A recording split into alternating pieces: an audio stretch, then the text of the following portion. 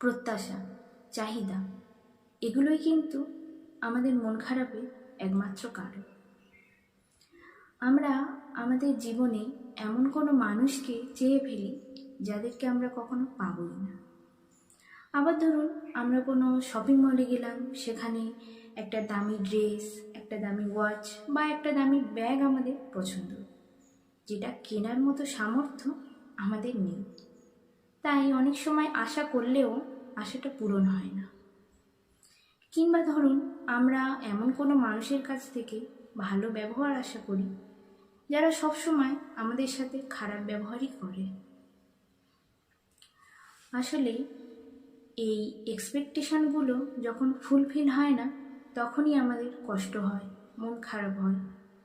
তাই কখনো জীবনে নিজের সামর্থ্যের বাইরে এমন কিছু আশা করা উচিত নয়।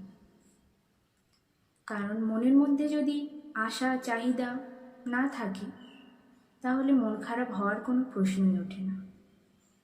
তাই কখনো ইন ফিউচার কোনো কিছু নিয়ে অতিরিক্ত আশা বা চাহিদা করবেন না, কারণ এই এক্সপেকটেশনগুলোই ভবিষ্যতে আপনাকে খুব কাঁদাবে।